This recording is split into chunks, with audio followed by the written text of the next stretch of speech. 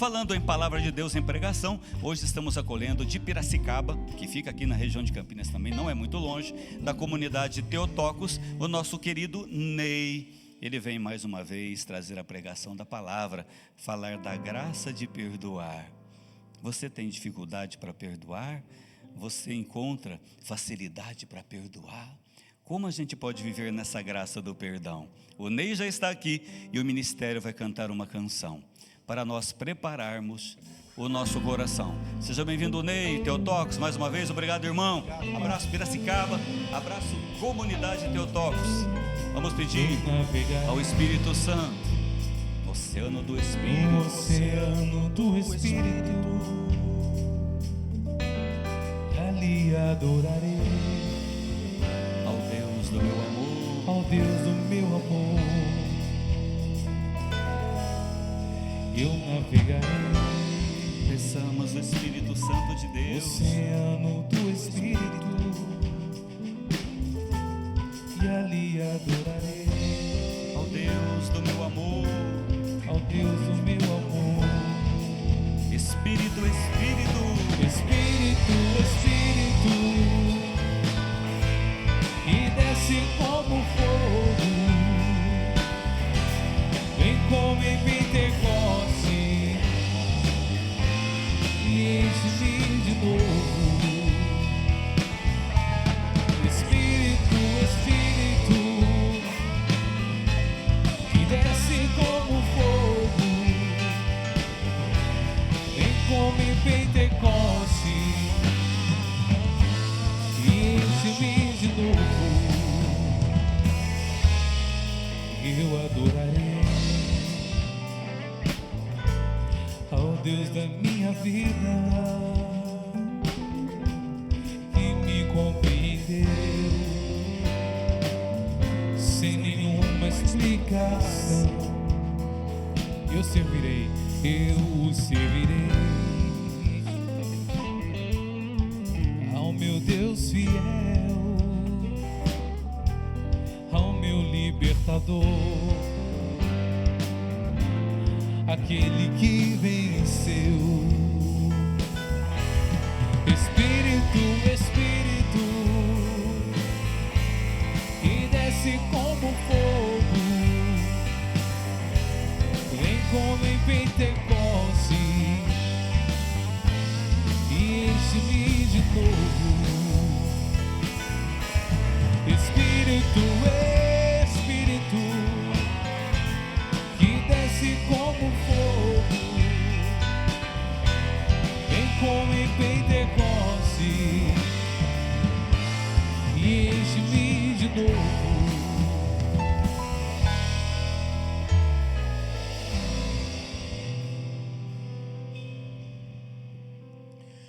Louvado seja nosso Senhor Jesus Cristo, para sempre seja louvado.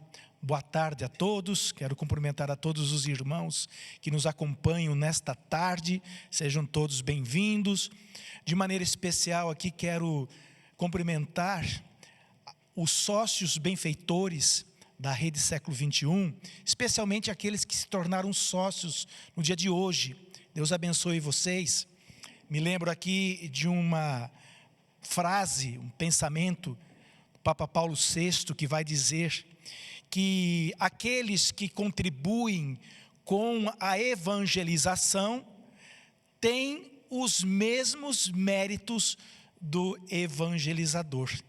Então, irmãos, vocês que estão ajudando esta obra, sejam todos abençoados. Certamente que Deus irá derramar uma chuva de bênçãos na vida de vocês. Irmãos, agora no período da manhã, nós ouvíamos a belíssima pregação feita pelo padre Eduardo. E eu não poderia deixar de fazer aqui, de destacar aqui algumas falas do padre Eduardo, porque creio que sejam importantes para a vida de cada um de nós, sejam importantes para nos ajudar naquele processo de santificação.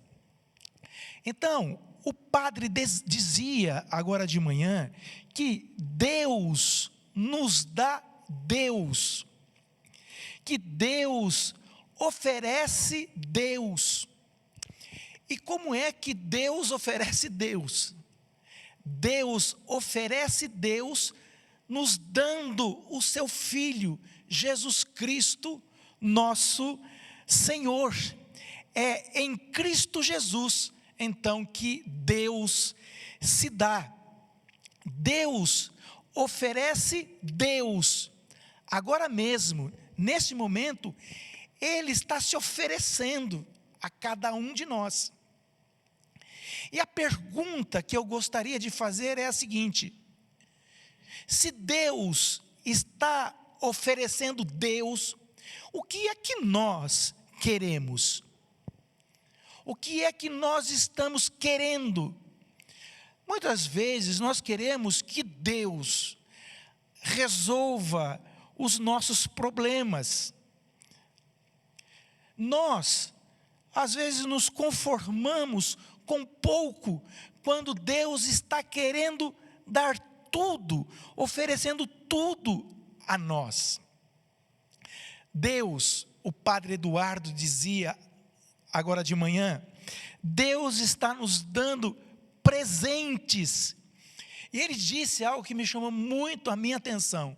Ele disse que cada segundo da nossa vida é um presente. Então, eu fiz umas contas aqui. Então, eu tenho 56 anos de idade. Então, se você tem a mesma idade que a minha, 56 anos, você nem precisa fazer as contas, porque eu já fiz as contas. Então, eu tive 20.440 dias, 490.560 horas,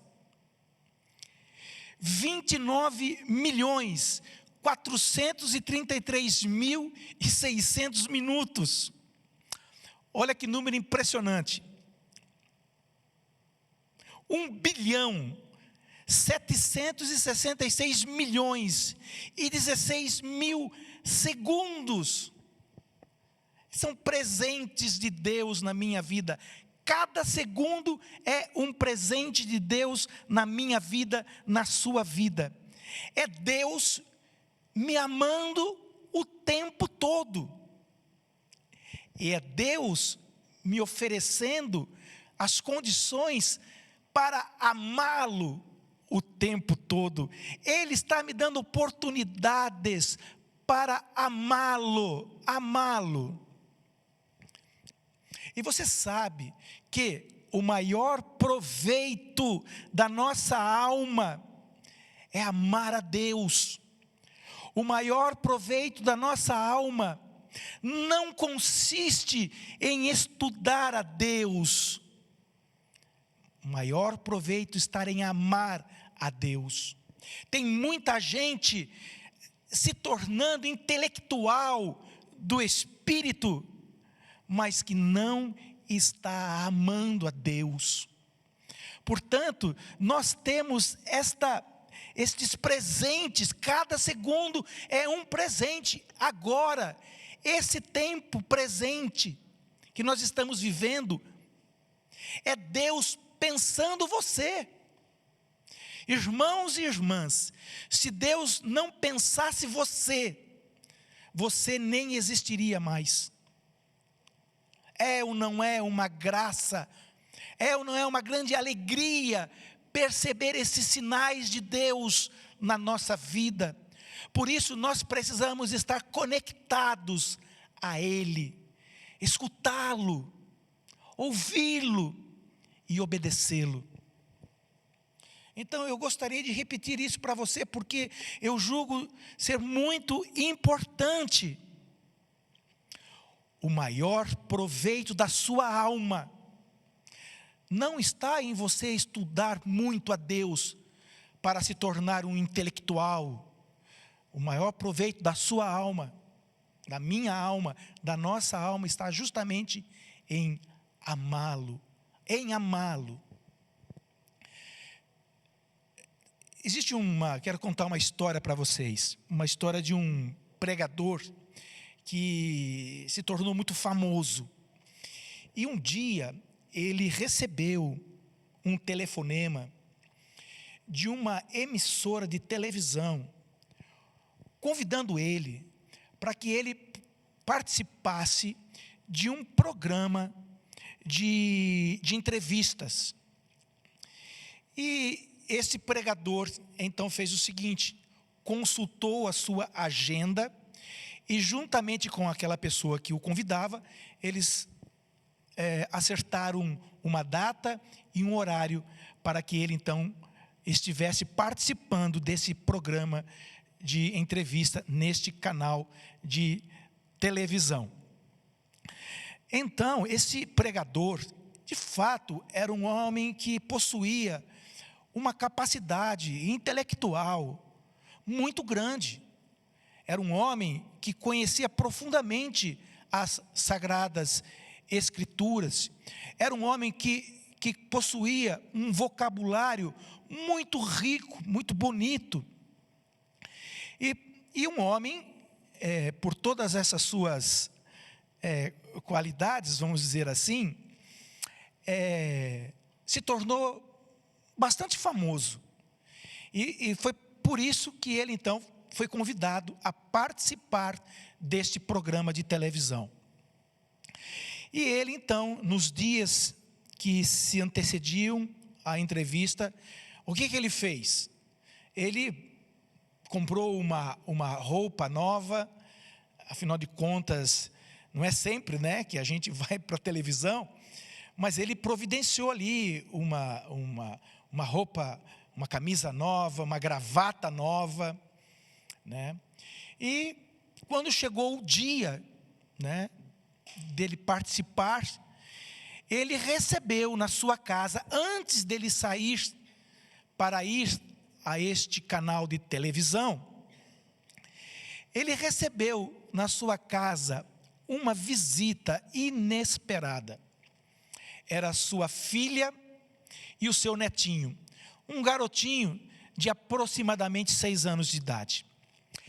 E você sabe, quando aquela criança viu o avô, que estava vestido como alguém que está indo para uma festa, aquela criança, percebendo isso, disse para o avô: vovô, aonde o senhor vai? E o avô disse: o vovô está indo para um programa de televisão. E a criança dizia para ele assim: mas eu gostaria de ir junto com você, vovô. Né?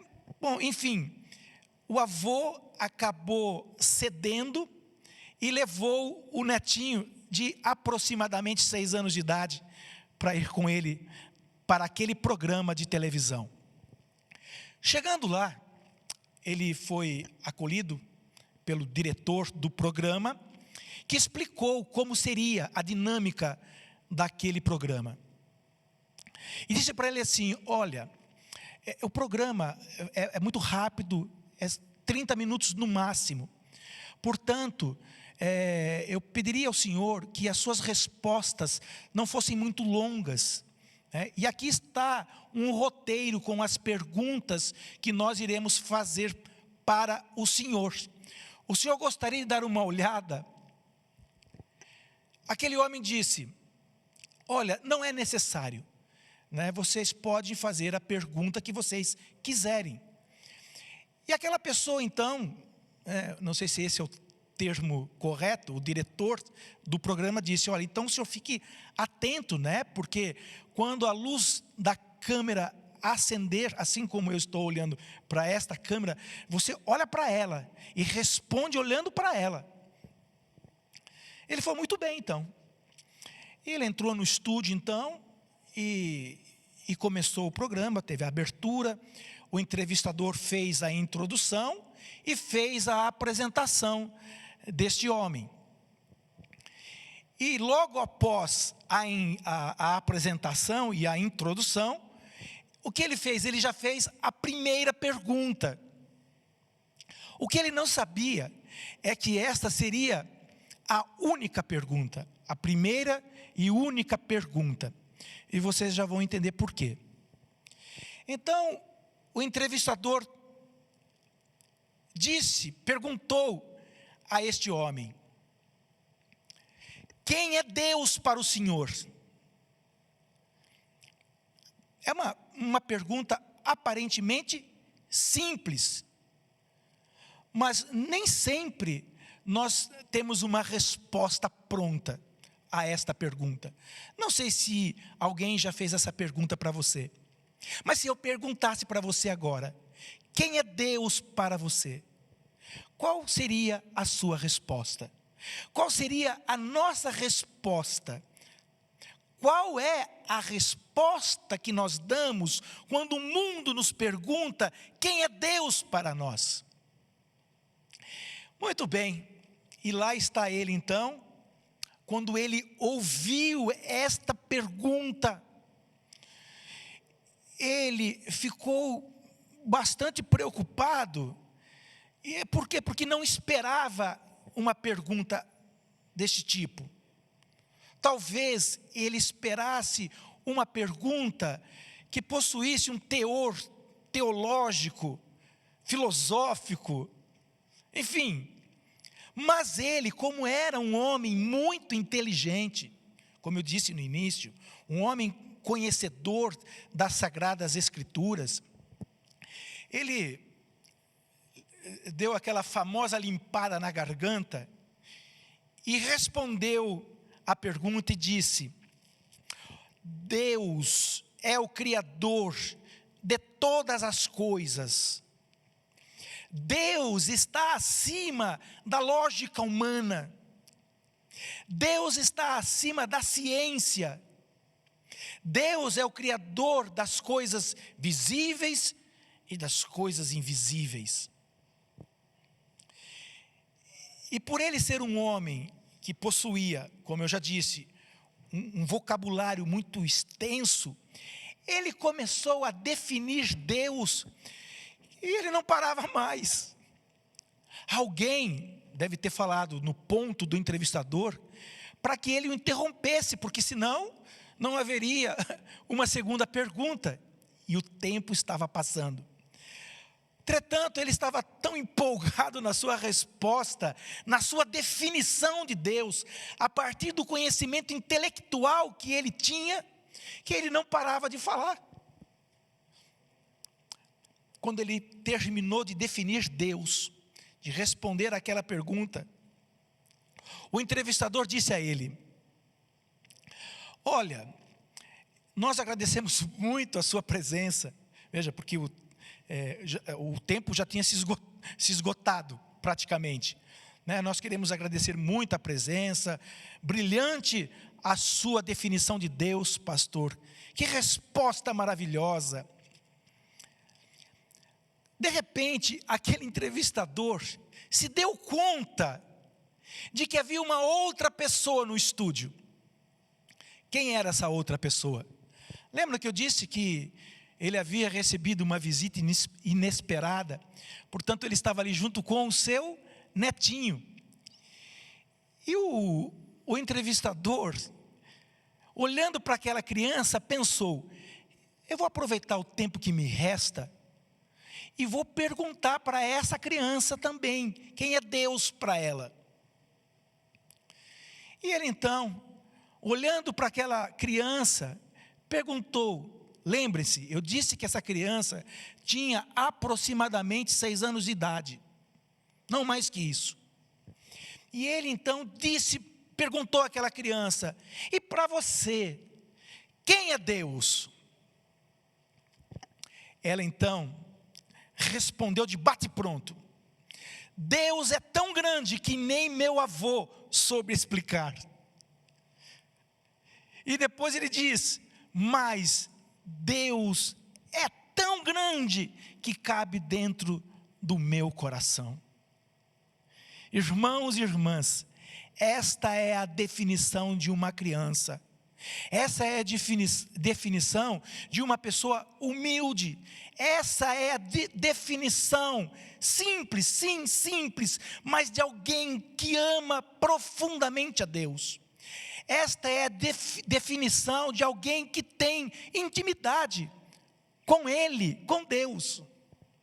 Por isso, nós precisamos mesmo desenvolver ou resgatar aquela condição que o pecado roubou de nós, que é a inocência e a pureza da criança. Quando somos ou quando buscamos o resgate desta condição do ser humano, nós nos tornamos íntimos de Deus. Por quê? Porque reconhecemos a nossa dependência dEle, porque nós reconhecemos a nossa total dependência de Deus. Só Deus basta. Só Deus basta. O Padre Eduardo ainda dizia, e dizia agora no almoço, Ele, Deus, Ele é o Pai. Ele é o Pai Celestial. Irmãos, se Ele é o Pai Celestial, nós somos filhos de Deus. Eu sempre digo isso, esta é uma atividade espiritual, ou seja, reconhecer-se como filho, é uma atividade espiritual muito difícil, aparentemente simples, mas difícil. Por que é difícil? Porque nós constantemente nos esquecemos de quem nós somos. Somos filhos de Deus. Somos filhos amados de Deus. Filhos muito amados de Deus. Então você pensa, se nós não deveríamos, se já não passou da hora de nós resgatarmos esta condição, de sermos, de vivermos nesta condição, e de nos sentirmos de fato filhos de Deus, filhas de Deus. Quando alguém pergunta para você, quem é você? O que é que você responde? É uma outra pergunta simples, mas às vezes nós nos enrolamos para responder. Então, quando alguém pergunta quem é você, a gente começa a nos definirmos a partir daquilo que nós fazemos, a partir daquilo que nós temos, e dificilmente daquilo que nós somos de fato.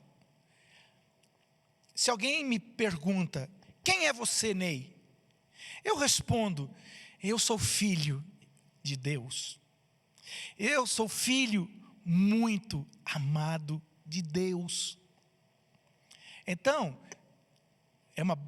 estou deixando aqui uma sugestão para você. Se alguém perguntar para você, quem é você? Não se esqueça de responder que você é filho amado de Deus, filha amada de Deus.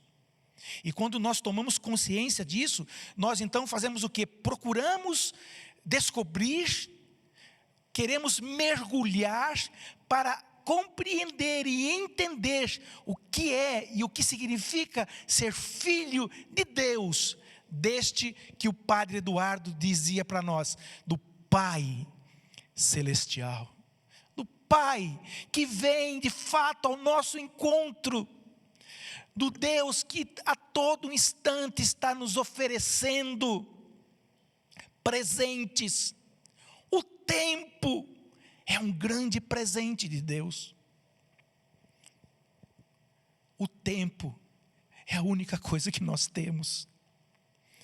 E a gente diz sempre que a gente não tem tempo, né? Se alguém convida você para participar de um seminário, se alguém convida você para rezar o Santo Terço, se alguém convida você para participar da Santa Missa, tem muita gente que diz assim, eu não tenho tempo. Eu não tenho tempo. Meu irmão, minha irmã, a única coisa que nós temos é o tempo. Veja o que nós estamos vivendo. Veja o que nós estamos vivendo agora. Estão percebendo? Quantas pessoas que já falaram comigo, você já deve ter percebido como nós estamos descobrindo nesse tempo de isolamento social, aqueles detalhezinhos que são essenciais, são importantes e que nós havíamos esquecido. Deus está o tempo todo nos oferecendo presentes. Cada segundo, dizia o Padre Eduardo, é um presente de Deus, do Pai, deste Pai maravilhoso, misericordioso, e que é sim o Criador de todas as coisas, visíveis e invisíveis. Deste Deus que é onipresente, onipotente e onisciente. Alguém vai dizer assim, mas como pode? Como pode alguém assim me amar nesta condição de pecador miserável que eu sou? Como eu posso ser filho? Como eu posso ser amado? Irmãos e irmãs, Deus nos ama. Alguns anos atrás, eu recebi na casa da comunidade, uma mãe. Ela havia ligado para mim para marcar um horário para que eu pudesse atendê-la para uma oração, para um aconselhamento. Quando essa mulher chegou, ela trouxe o seu filho, um menininho também de aproximadamente 6 anos de idade. E ela disse para mim, olha, na verdade, eu gostaria que o senhor rezasse pelo meu filho. E eu confesso a vocês que eu nunca havia, pelo menos não tenho lembrança, de ter rezado por uma criança, de ter conversado com uma criança. E eu fiquei um tanto assim desconcertado, porque eu falei, meu Deus, rezar por uma criança. Bom, enfim. O que acontece? Em nossa casa da comunidade, nessa época nós tínhamos uma casa dedicada a São José, e nessa casa nós tínhamos uma capela com o Santíssimo Sacramento. Então o que eu fiz? Peguei na mãozinha daquela criança e a levei para a capela do Santíssimo Sacramento. Chegando ali, eu apontei com o meu dedo em direção ao sacrário. E disse para aquela criança, você sabe quem mora ali? E ela me respondeu, não. E eu disse, ali mora Jesus Cristo. E quando eu disse que ali morava Jesus Cristo, aquela criança olhou para mim, meu olhar espantado, de quem não estava entendendo, e disse, mas como é que ele cabe aí dentro? Como que Jesus cabe aí dentro do sacrário?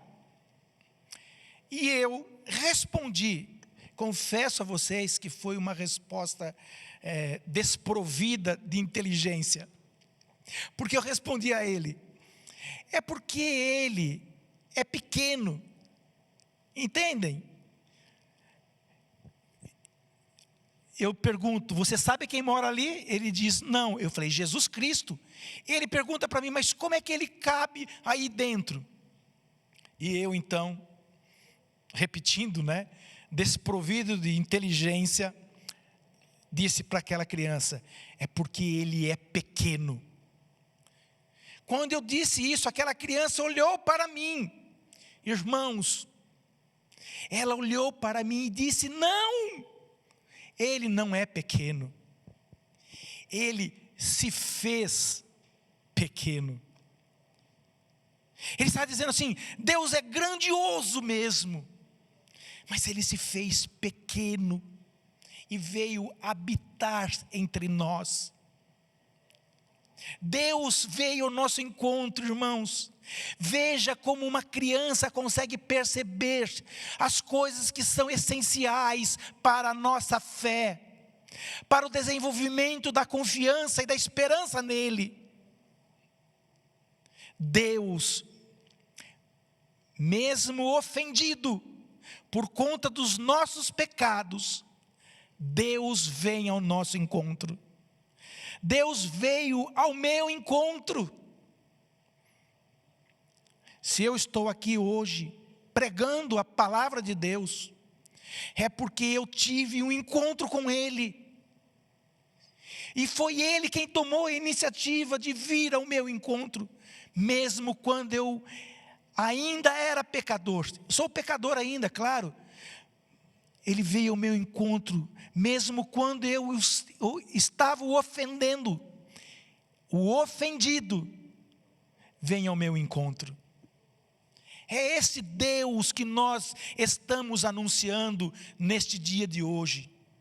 É este Deus que deseja estar presente na sua casa para sempre. Por isso nós dizíamos de manhã, convide Jesus para entrar na sua casa. E lembre-se, quando Jesus entra na nossa casa, Ele sempre vem acompanhado de uma outra pessoa, que por graça recebeu esta missão de estar sempre conosco. Quem é ela? A Santíssima Virgem Theotokos. Theotokos, para quem não sabe, o significado da palavra Theotokos é mãe de Deus. Então, quando Jesus entra em nossa casa, Maria também entra em nossa casa, pois onde Jesus está, ali também está a sua mamãe. Irmãos, no período da manhã nós falávamos sobre a nossa confiança e a nossa esperança em Deus. E agora nós iremos refletir um pouco sobre a graça. Presta atenção nisso. Presta muita atenção. Nós iremos refletir sobre a graça de perdoar. Ou seja, a capacidade de oferecer aos outros e a si mesmo o perdão e, consequentemente, a liberdade. Além de termos, isso é uma outra coisa muito importante, de termos a nossa memória curada e libertada das mágoas e daquelas marcas do ressentimento que ficam em nós. Tem gente que vive trazendo para o presente as lembranças amargas e as lembranças traumáticas do passado. E isto, irmãos, isto é uma tortura, é um sofrimento terrível. Sofrem por não dar e também por não aceitar o perdão. Então o que acontece? Casais chegam ao divórcio, famílias são separadas, as amizades são desfeitas, tudo por causa da falta de perdão. Então, 3 perguntinhas aqui importantes que creio que poderão nos ajudar nessa nossa reflexão. A primeira é: por que devo perdoar? A segunda: vale a pena perdoar? A terceira: quais são os benefícios que o perdão me traz? E para responder a estas perguntas, vamos recorrer à palavra de Deus no livro do Eclesiástico, capítulo 28, Eclesiástico, capítulo 28, dos versículos 1 ao 9. Presta bem atenção.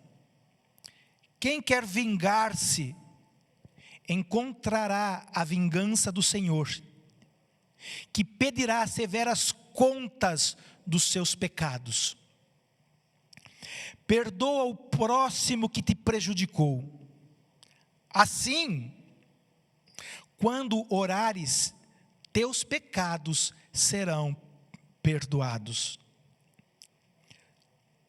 Um ser humano guarda raiva contra o outro. Como poderá pedir a Deus a sua cura? Se não tem compaixão do seu semelhante, como poderá pedir perdão dos seus pecados? Se ele, que é um mortal, guarda rancor, como é então que pede perdão a Deus? Quem é que vai interceder pelos seus pecados? Lembra-te do teu fim e deixa de odiar. Pensa na destruição e na morte e persevera nos mandamentos. Pensa nos mandamentos e não guardes rancor do teu próximo. Pensa na aliança do Altíssimo e não leves em conta a falta alheia. Palavra do Senhor. Então, numa análise bastante simples deste texto que acabamos de ouvir, nós podemos concluir duas coisas. A primeira, Deus é misericordioso para com os pecadores. A segunda, o seu modo de agir deve ser imitado por nós. Deus é misericordioso para com os pecadores. E o seu modo de agir, ou seja, o modo de agir de Deus, misericordioso, deve então ser imitado por cada um de nós. Afinal de contas, nós não somos imagem e semelhança de Deus? Então, não é difícil entender o que Deus está querendo nos ensinar através deste texto. O problema aqui, eu creio que não seja a falta de entendimento. O problema aqui talvez seja a pouca disposição em obedecer e fazer desta palavra um modo de vida. É justamente aqui que se encontra o grande problema da humanidade, a desobediência. O padre dizia hoje, a desobediência é o pecado. A indiferença, somos indiferentes muitas vezes a Deus. Não prestamos atenção, ignoramos a presença dEle, ignoramos a maneira como Ele está falando conosco, deixamos de exercer aquela característica, aquele dom que Deus nos deu, que é presente de Deus, que nós chamamos de mística, ou seja, deixamos de perceber os atos de Deus no mundo, e principalmente, deixamos de perceber os atos de Deus na nossa vida, naqueles que são próximos a nós. E por quê? Porque é pela indiferença e pela falta de atenção para com Deus e com a sua palavra, é que o nosso coração então, olha o que acontece, a desobediência, a indiferença faz com que a gente perca o gosto por Deus, o gosto pelas coisas de Deus, o interesse pelos presentes de Deus. E este afastamento de Deus vai nos fazendo aos poucos autossuficientes e orgulhosos. E não é no orgulho que está a raiz de todo o pecado. Da gente achar que a gente pode, quando na verdade nós não podemos, é Ele quem pode. Quando a gente acha que a gente consegue fazer, quando a gente não consegue, é Ele quem faz. Nós somos dependentes de Deus. Nós precisamos colocar isso aqui na nossa cabeça, no nosso coração, que nós precisamos e que sem Ele nós não podemos fazer nada. Cito aqui a primeira bem-aventurança: felizes os pobres em espírito, porque deles é o reino dos céus. E o que significa ser pobre em espírito? Ser pobre em espírito significa que aquela pessoa reconhece a sua total dependência de Deus. Feliz quem vive assim. Feliz quem reconhece que depende de Deus. Por isso, tudo que nós formos fazer, nós precisamos pedir a Ele. Como fazer, Senhor? Como fazer isso? Me ensina, Senhor. Como faço isso? Senhor, como falo isso? Antes de sair das nossas casas, Senhor, me acompanhe porque eu preciso de Ti, Senhor. Senhor, toca os meus ouvidos, abre os meus ouvidos porque eu quero ouvi-lo. Nós somos dependentes de Deus. Então, a humanidade insiste em querer viver este desajuste com Deus. E olha que coisa importante, esse desajuste com Deus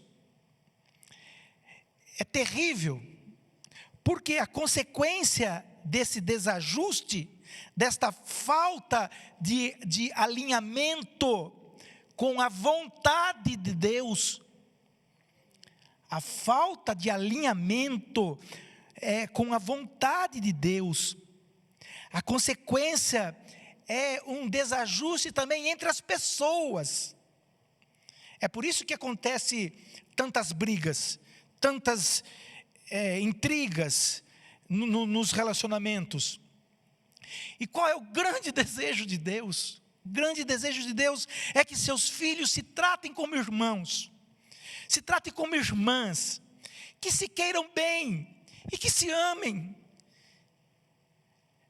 Esse é o desejo. Eu sou pai, você que está me ouvindo que é pai e mãe, não é esse o nosso desejo? Que os nossos filhos se queiram bem, que estejam sempre unidos. Se esse é o nosso desejo, por que razão não seria o desejo de Deus? Eu vivo em uma comunidade de vida já há 16 anos. Por isso eu posso afirmar para vocês que Deus não nos fez para vivermos sozinhos. Somos família, somos membros do corpo de Cristo. Portanto, a fraternidade universal é o grande projeto de Deus para a humanidade. Mas como vamos viver esse projeto de Deus para a humanidade se as nossas famílias estão em briga? Se nós estamos desajustados dentro de nossas casas? Irmãos, uma das maiores estratégias de Satanás nos dias de hoje, sabe qual é? É fazer com que o seu coração, que o meu coração, fique endurecido e amarrado, de tal maneira que ele não consiga perdoar e pedir perdão. Essa é uma das estratégias de Satanás para o mundo de hoje, fazer com que os cristãos fiquem com seus corações endurecidos e amarrados, de tal maneira que não tenham a coragem de perdoar o seu ofensor e nem de pedir perdão ao ofendido. Ainda mais nos dias de hoje, não é verdade? Onde as pessoas se ofendem com muita facilidade, ficam emburradas com muita facilidade. A ofensa se tornou um dos terríveis males da humanidade.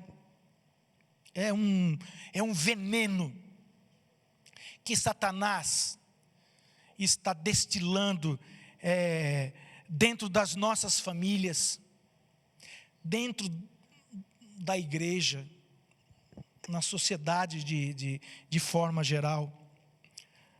Hoje em dia, as pessoas viram a cara um com o outro com muita facilidade. Tem gente que por muito pouco, por coisas banais, ficam de mal com o outro. Brigam no trânsito. Você tem brigado no trânsito? Olha lá, hein? Brigam dentro das casas, já disse isso. Brigam por causa de futebol. Meu Deus do céu. É impensável um negócio desse. As pessoas morrem por causa do futebol.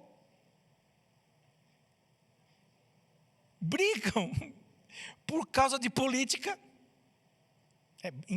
Em qualquer ambiente. Ambiente virtual, então nem se fale, né? Brigam. Tem gente, acredite em mim, tem gente que briga por causa de comida. Tem gente que briga por causa de roupa. Briga com os pais por conta de roupa. A carta de São Paulo aos Romanos, capítulo 12, versículo 16, vai dizer: quanto depender de vós, vivei em paz com todos os homens. Quanto depender de vós, vivei em paz com todos os homens. Esta é a nossa responsabilidade. Pelo menos para aqueles que se dizem cristãos. Essa é a nossa responsabilidade. Vivermos em paz com os outros. Precisamos fazer de tudo para vivermos em paz, para vivermos reconciliados com os outros, porque como diz esta carta de São Paulo aos Romanos, esta é a nossa responsabilidade, viver em paz com os outros e reconciliados com os outros. E o que é viver a reconciliação? Viver reconciliado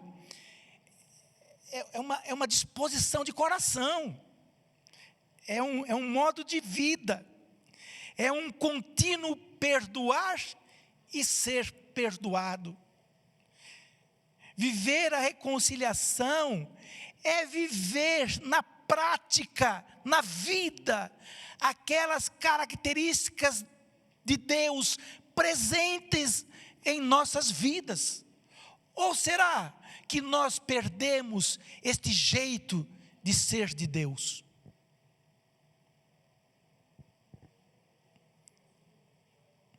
Aqui se aplica bem aquela famosa e verdadeira frase: perdão não é um sentimento, perdão é uma escolha, perdão é uma decisão de amor, é uma graça que Deus nos dá. E olha que coisa maravilhosa.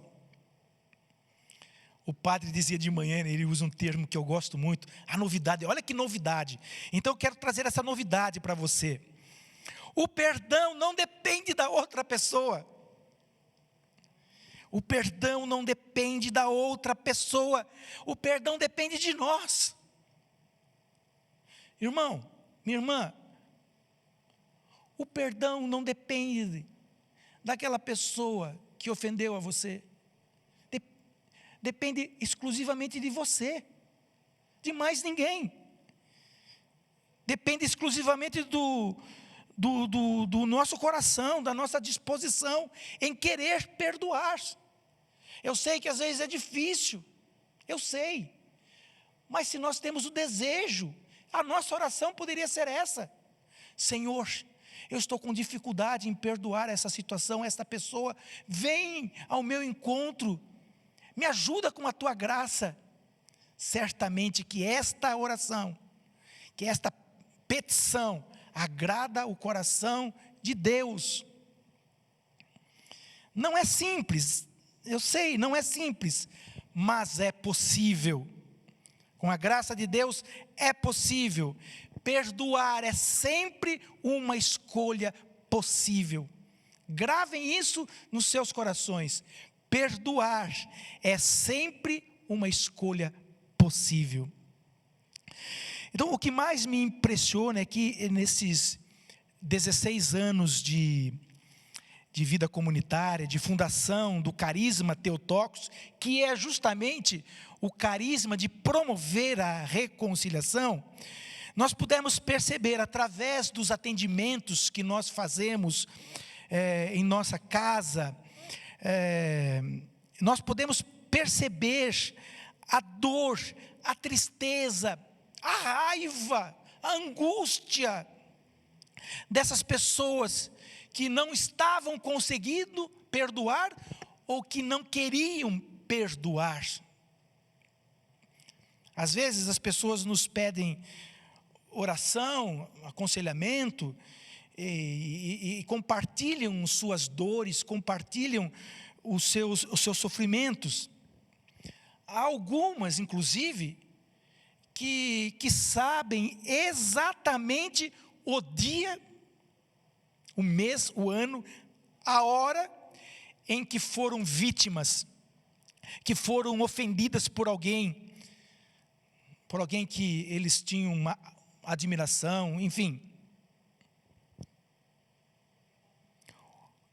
O meu marido me traiu, ou a minha esposa me traiu. Os meus pais nunca me apoiam, só me criticam. Os meus filhos, vão dizer os pais, são ingratos. Outros vão dizer, o meu chefe não reconhece o meu esforço. Esses são aqui apenas alguns exemplos, mas a lista é longa. Em meio de seus relatos, essas pessoas também costumam fazer as seguintes perguntas: mas como eu posso perdoar alguém que me fez mal? Como eu posso perdoar alguém que me traiu? Como eu posso perdoar alguém que não se importa comigo? Como eu posso perdoar alguém que não muda?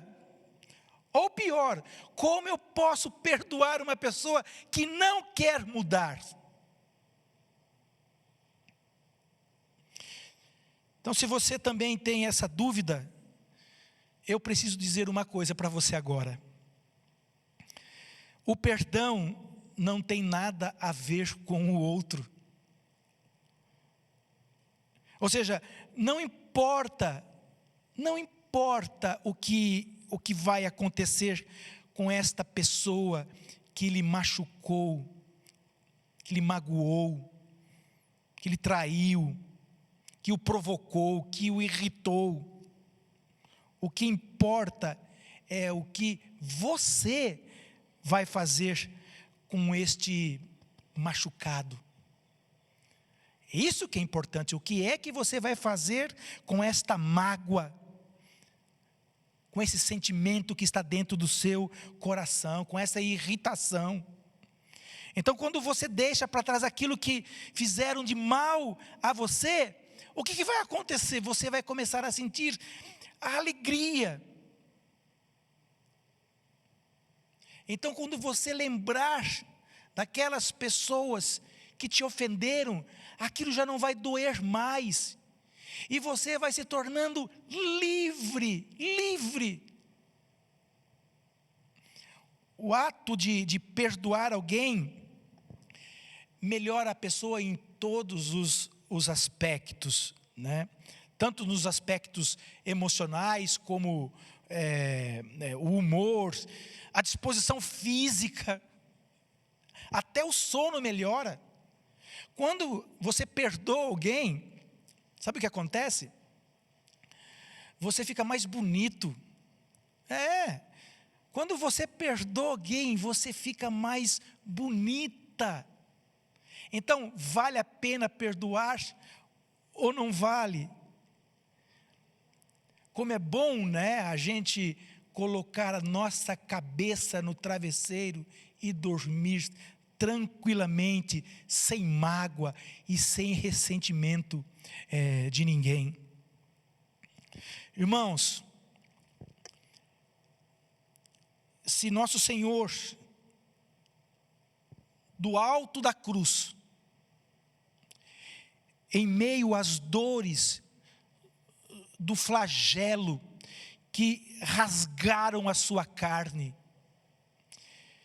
se Jesus, em meio às dores, nos seus ombros dilacerados pelo peso da cruz, se Jesus, em meio àquelas terríveis dores dos pregos que atravessaram suas mãos e seus pés, se Jesus, nesta situação e nesta condição de terrível dor e sofrimento, perdoou os seus algozes, eu e você também podemos perdoar.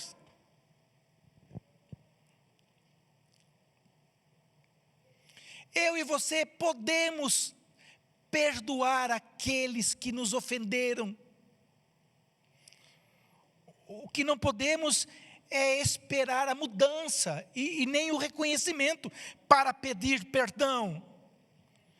Porque o perdão precisa ter gratuidade. Não dá para falar assim, eu te perdoo só se eu perdoo você, mas você vai ter. Não, eu perdoo você, está tudo bem.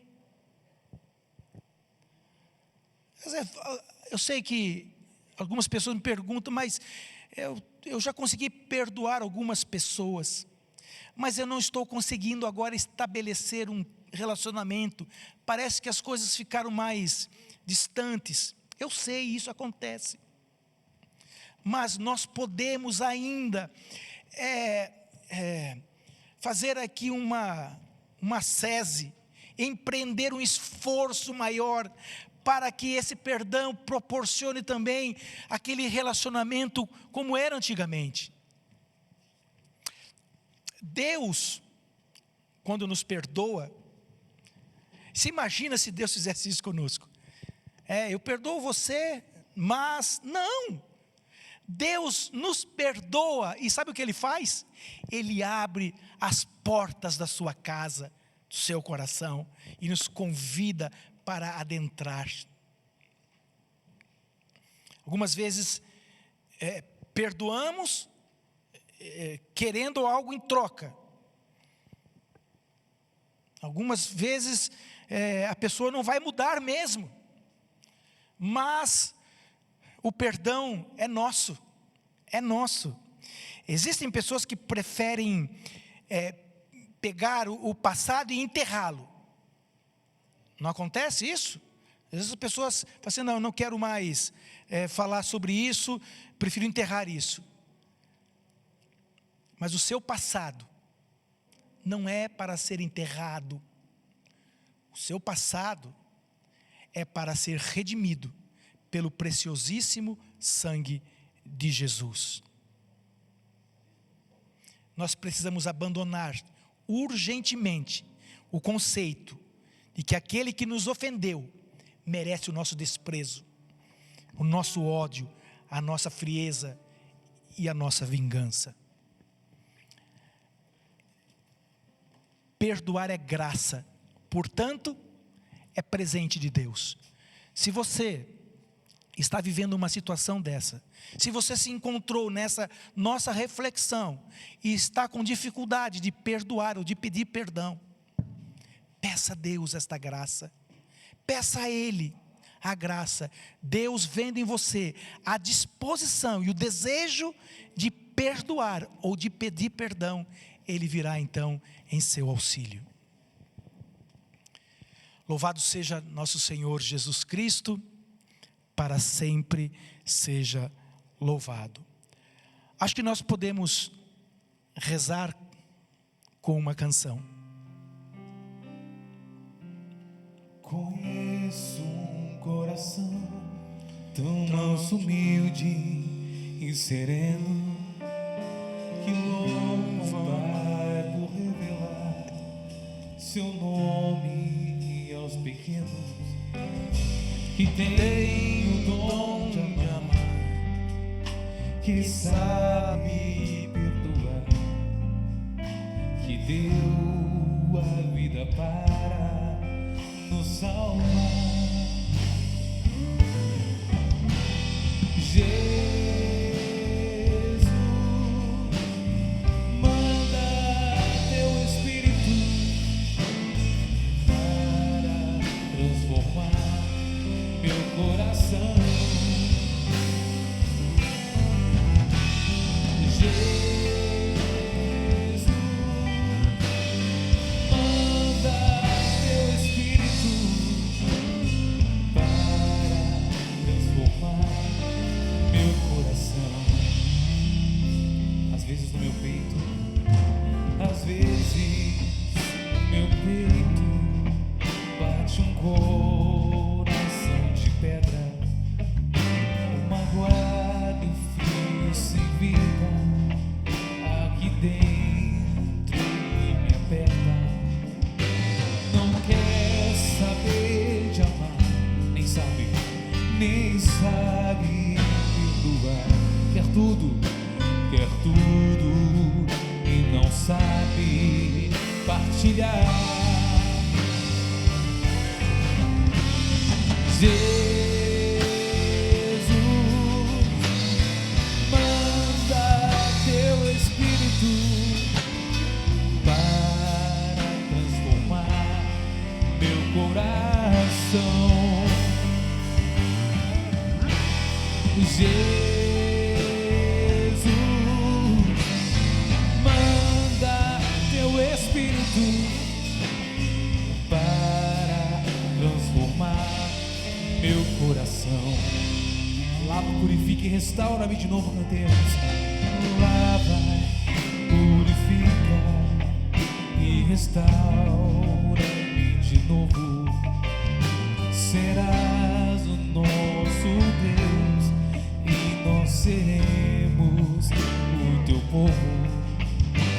Derrama sobre nós água do amor, Espírito de Deus, nosso Senhor. Jesus, manda teu Espírito para transformar meu coração. Jesus,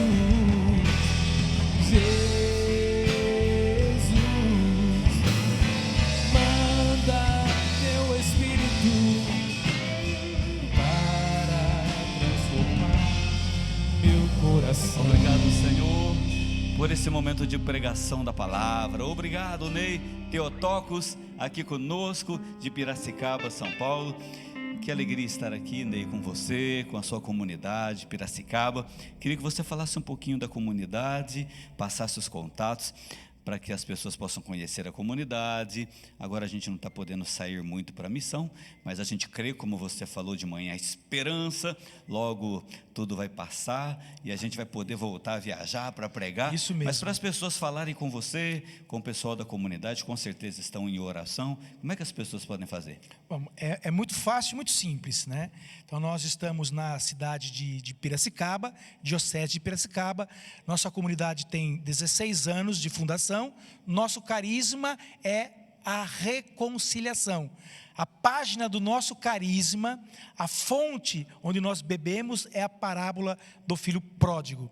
Então, aqueles que desejam conhecer um pouco mais sobre a comunidade, sobre o carisma, sobre nossa espiritualidade, sobre os nossos apostolados, entre em contato conosco através do telefone, é o 19 DDD, é isso, né? É da região. Da região 19 3426 4249. Ou você pode também acessar o nosso site www.conteotocos.org.br. Você fica mais um pouquinho com a gente aqui, essa tarde ainda no Louvemos o Senhor.